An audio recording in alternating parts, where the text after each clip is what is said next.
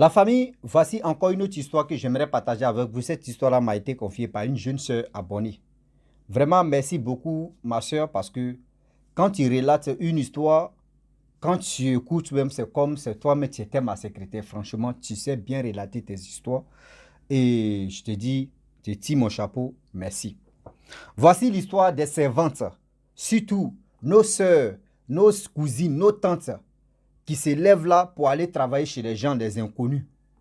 Aujourd'hui, souvent même on a peur, nos sœurs, elles ont peur de croiser quelqu'un qui est vraiment dans la sorcellerie ou quelqu'un qui est dans tel loge, quelqu'un qui est en train de sacrifier des servantes.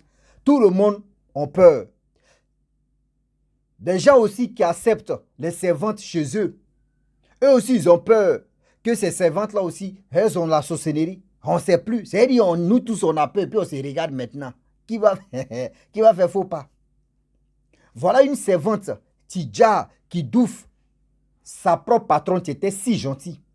Tellement que cette patronne, elle était si gentille, elle dormait avec la servante.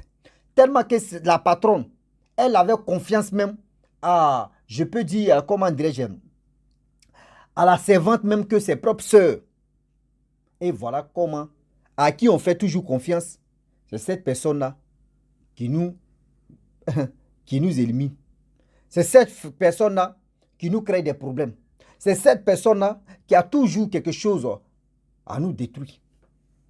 La famille, voilà comment la servante sorcière utilise le visage de cette dame, de sa patronne.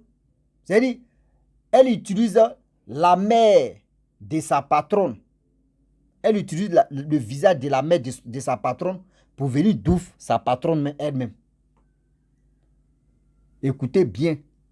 Écoutez bien l'audio en question pour mieux comprendre de quoi il s'agit. La famille, bien avant que je fasse passer l'histoire même en question, je demande à tous ceux qui m'écoutent, je vous demande pardon. Je lance SOS, je demande de l'aide toujours. S'il vous plaît, actuellement, mon portable a un sérieux problème. Je vous demande pardon, mon portable a un sérieux problème. Je lance l'appel dédié à tous ceux qui m'écoutent de grâce.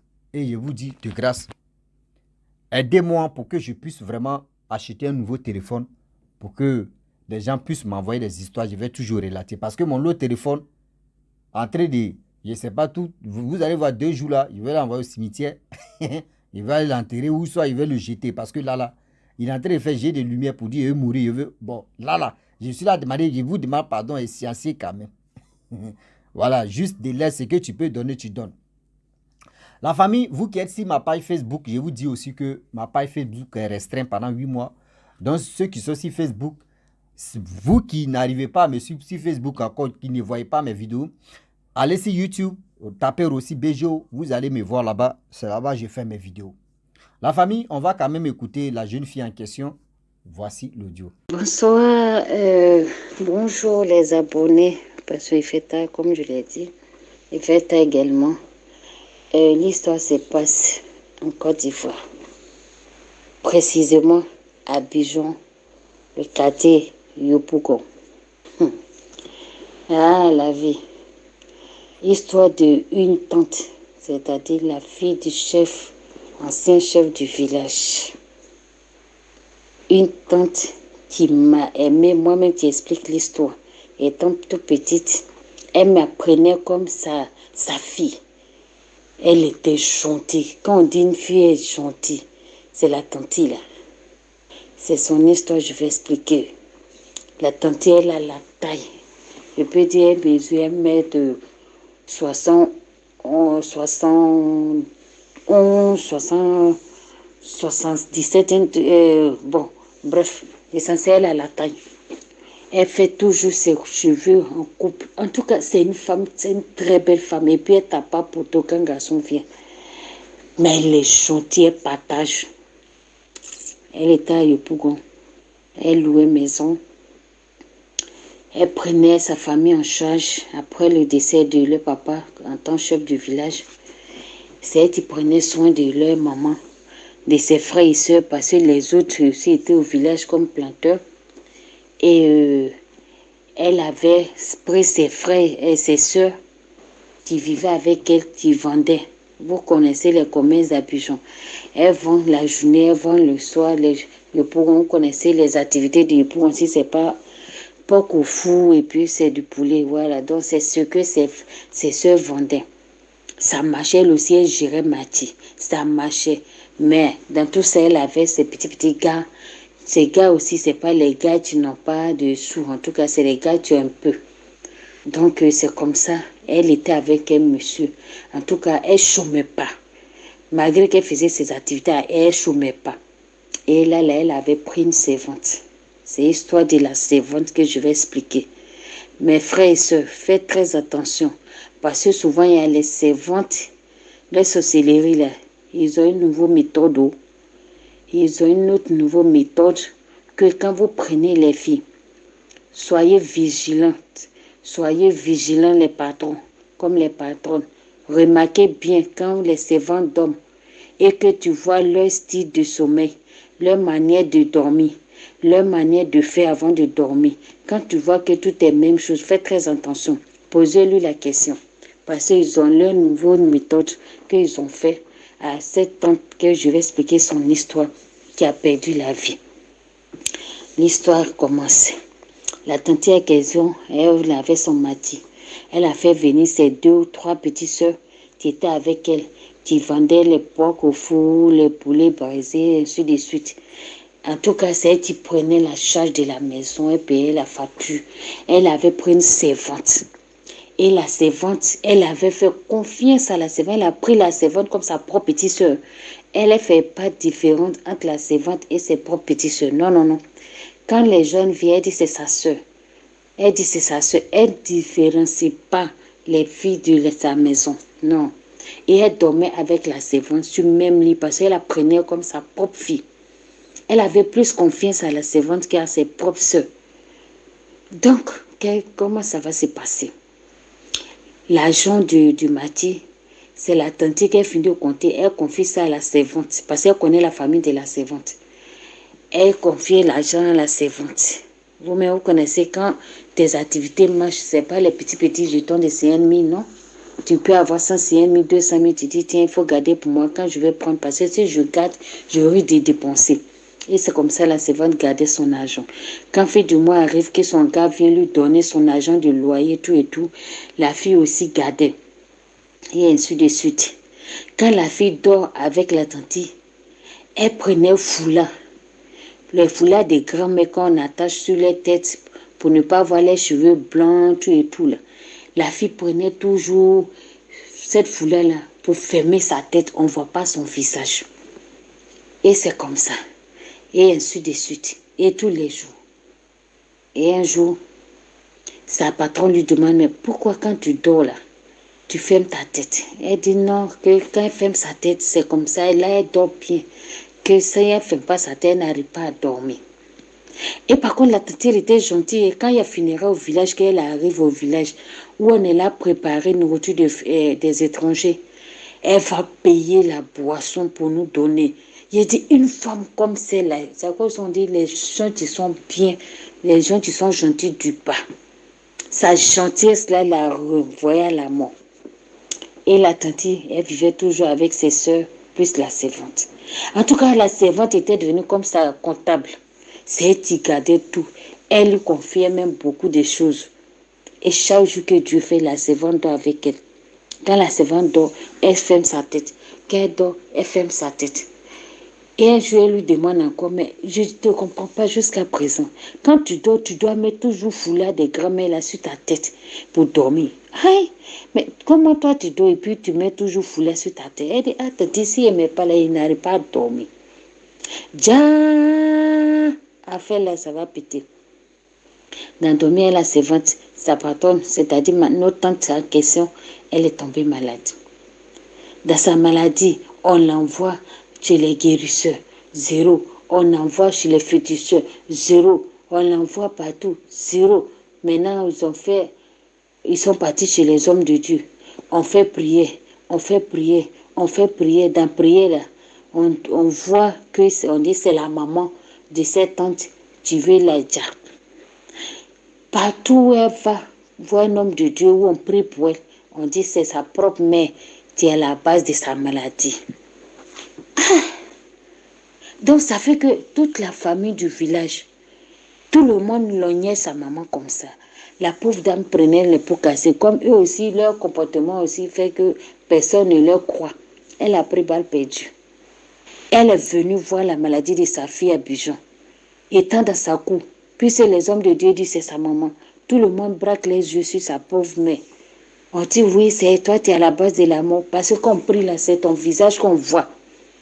Elle dit, ah, mais moi-même, j'ai mis mon enfant au monde jusqu'à ouais, elle a me nourrir. Jusqu'à je vais mourir. Comment je vais pouvoir faire ça à ma propre fille? Personne ne la croyait à la vieille. Et elle était assise calmement. Quand il y a du monde, elle ne va pas là-bas parce qu'ils ont commencé à lui pointer le doigt, à l'injurer, à la logner. En tout cas, elle se sentait mal à l'aise. Elle se sentait un peu déprimée au fait. Parce que partout où on passe, on dit c'est elle qui est à la base de la maladie de sa pauvre fille. Et jusqu'à la tante n'a pas duré. Elle a 2 fois bien ici. Quand elle a douf, ils ont donné la date de levée du corps. Ils ont pris le corps pour aller au village. Avant d'enterrer le corps, sa propre mère venait se mettre sur la tête de son enfant pour dire, si c'est moi vraiment, je t'ai fait ça, faut pas ça va durer. Mais si c'est quelqu'un qui a pris mon visage pour aller te faire ça, et puis on m'accuse là, j'aimerais que tu lui gardes le reste de ton eau. Et tu vas faire le reste pour que je voie la personne. Elle a parlé sur son cadavre de son enfant. Et puis ils sont partis enterrer la tante. Ils sont partis l'enterrer. Puis sa servante aussi est venue avec 2 membres de sa famille. Comme c'est sa patronne, ils sont venus dans nos villages là-bas aller faire funérailles. On dit, mais qu'est-ce qui s'est passé? La servante en tout cas, elle ne sait pas quoi expliquer. Elle dit, sa maladie, elle ne comprend pas. La tante, elle est gentille. Je ne sais pas pourquoi. Pourquoi? Il dit, la dame dit, la mémé dit, si ma fille, là, quelqu'un a pris mon visage pour aller faire ça, là, la personne ne va pas durer. Peut-être si c'est elle, la mémé en question, peut-être qu'elle ne va pas durer. Mais si c'est pas elle là, la personne va se confesser d'abord avant de partir. Je vous dis qu'une semaine, dans la semaine après l'enterrement, dimanche, les étrangers sont partis. De lundi, mardi, la nuit du mardi, mercredi, là, la servante est partie avec sa maman au village. Elle ne pouvait pas tenir. Qu'elle est là, elle voit sa patronne. C'est elle qui la voyait. Qu'elle est là, elle voit sa patronne. Elle dort, elle voit sa patronne. Partout où elle passe, elle voit sa patronne. J'ai dit, ça l'a traumatisée. Elle se lève, elle bavarde. Sa maman dit, mais il y a quoi? Et puis quand ce tu bavardes, elle dit, je vois ma tante. Elle dit, peut-être que c'est le fait que tu l'as beaucoup aimée, là, que tu la vois. Mais elle ne peut pas dire que c'est elle qui est à la base. Maintenant, la fille, quand elle s'en va aux toilettes, quand elle fait pipi, il y a les asticots. Quand elle fait un popo, quand elle fait caca, on voit souvent, il y a en tout cas le sang. Et elle appelle sa maman pour dire, voilà ce qu'il y a, quand je m'avais fait pipi, quand elle m'avait fait popo, voilà ce que je vois. C'est comme si elle est en train de pourrir à l'intérieur de son ventre. Et partout où elle va, sa patronne est devant elle. Elle ne pouvait pas tenir. Jusqu'en 2 jours, elle a dit à sa maman que, maman, je vais parler. On dit, tu veux parler quoi? Elle dit, ma patronne, c'est moi, je suis à la base. Sa maman dit, Seigneur, ça, il ne faut pas m'expliquer. Tu vas aller expliquer ça à sa maman dans le village là-bas. Parce que c'est nous tous, on a envoyé le corps. Et on a parlé, la pauvre maman a parlé sur le corps. Et elle dit, elle a compris. Elle dit, la honte même des parents de la fille même là. Tellement elles ont honte. Mais elles vont faire comment? Leur fille a déjà trempé leur main dedans. Il faut qu'elle soit lavée.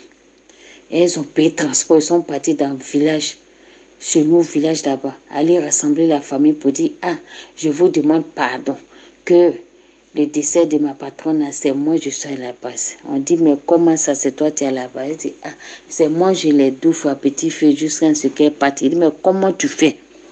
Sa mère va dire, non, que foulard qu'elle prenait pour couvrir sa tête là. Elle prenait l'image, le visage de sa maman pour aller en mission pour éliminer sa patronne. Donc c'est pourquoi partout où on passe là, c'est le visage de sa maman qu'on voyait, que les hommes de Dieu voyaient et non pas la servante en question. Donc sa maman dit, ah, donc tout ce temps qu'on m'accusait, les pasteurs m'insultaient, la famille du village m'insurait, d'autres même me détestent. Donc c'est toi qui étais à la base. Moi, je ne vais jamais te pardonner. La famille de la servante dit, pardon maman, si elle est venue te parler, c'est qu'elle dit, l'heure déjà versé, on ne peut pas ramasser. Donc, pardon là, c'est pas pour moi. Si son pardon peut réveiller ma fille, qu'elle a réveillé, mais dans le cas contraire, on ne va jamais accepter son pardon. Ça va la suivre jusqu'à sa tombe. J'ai dit, les parents de la fille se sont retournés. La fille ne peut pas tenir. J'ai dit, ça n'a même pas fait une semaine. La servante aussi, elle a douche en même temps. Les deux sont partis. Donc l'histoire, c'était pour sensibiliser. Nous tous, nous travaillons chez les gens. Mais de grâce, on n'a qu'à prier beaucoup. On n'a qu'à se confier aussi au Seigneur. Parce que franchement, dit, il y a la sorcellerie de haute méthode. Il y a les sorciers aussi qui prennent haute veines. Parce que sûrement le foulard de cette servante-là, qu'est-ce qui prouve que ce n'est pas le foulard que la vieille a donné à sa propre fille et que la servante a pris pour aller se... Parce que l'image peut rester dans le foulard et puis elle l'utilisait contre sa patronne à travers le foulard. Donc c'était pour sensibiliser les patronnes. Nous, les employés qui travaillent chez les gens, on est très vigilants parce que il y a toutes sortes de modèles de sorcellerie maintenant. Il y a plusieurs catégories, il y a plusieurs manières. Donc qu'on fasse très attention parce que dehors est risqué, dedans aussi est risqué. La pauvre maman, elle a été accusée injustement, mais Dieu a fait son palabre. Donc c'était pour vous dire que, comme se méfie beaucoup, qu'on prie parce que nous-mêmes, quand on travaille chez les gens, on a peur d'eux, eux aussi ils ont peur de nous parce qu'on ne sait pas qui est qui, on ne sait pas avec qui on travaille. Donc que Dieu nous garde, que Dieu nous protège, qu'il nous éloigne de tous ces esprits magnifiques là. À demain pour une autre histoire encore. Bisous. Quand même, on a tous écouté ce que la jeune sœur a dit. Nous tous, on a appris aussi dedans.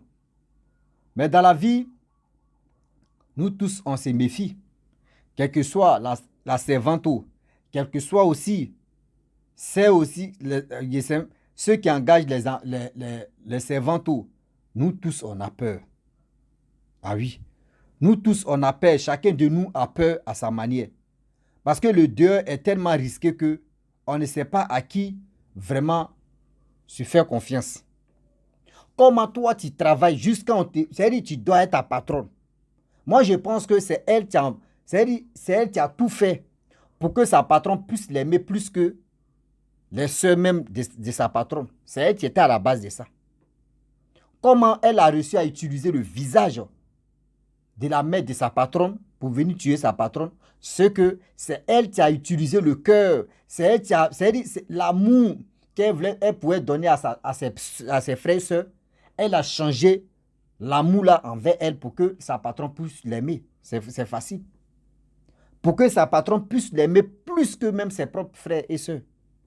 Regardez comment le monde est méchant. Toi, tu viens travailler chez quelqu'un parce que la personne est gentille ou parce que la personne est amour, parce que la personne est ceci, toi, ça t'énerve. Vous n'êtes même pas parenté, hein? Parce que la personne connaît un peu ta famille. Toi, ça t'énerve. Pourquoi la personne est gentille? La personne te confie son argent. C'est toi qui étais la secrétaire de... Seigneur.